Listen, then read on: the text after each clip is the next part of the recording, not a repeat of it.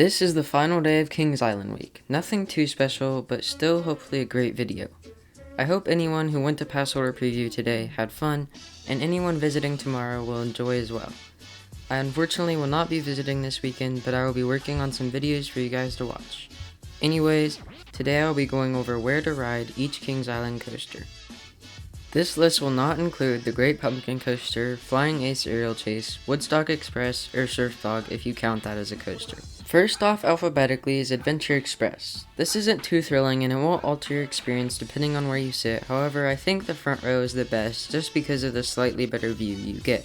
Same goes for Backlot Stunt Coaster. The wind in your face makes it feel like you're going faster than you actually are, and you get to feel the fire at the top. Not much else to say about these two except they are definitely front row rides. Next up is Banshee. Banshee is an amazing coaster and best experienced in the front row. It really feels like you're flying through the inversions.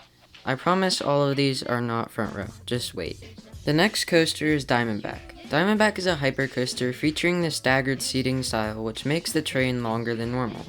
This makes the back more forceful as you get yanked over those airtime hills. If you're looking for a fun ride, head to the front, but if you crave airtime, head towards the back. If you want to get specific with the types of airtime, if you head towards the back, it's going to be sort of ejector feeling, but if you stay in the middle front area, it's just going to be floater. The next coaster is Flight of Fear.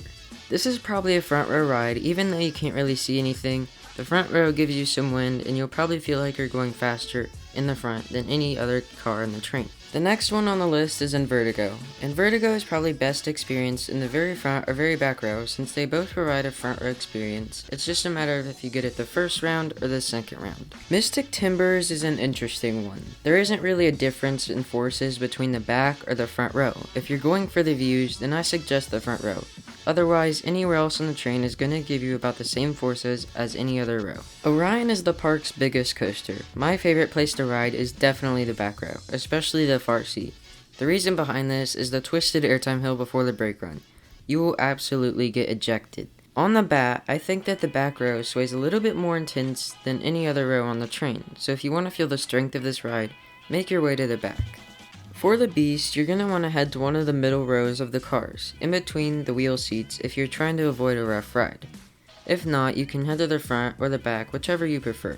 The final coaster is Racer. Same with the Beast, if you're trying to avoid a rougher ride, then go to one of the middle seats. But if you have any friends or family that you're with, I suggest going to two different sides and racing each other for a fun experience if both sides are running. Anyways, that's all I have for you today, so thank you guys for taking the time to watch Kings Island Week. I'm glad that the off-season is over. Sorry, Cedar Point fans.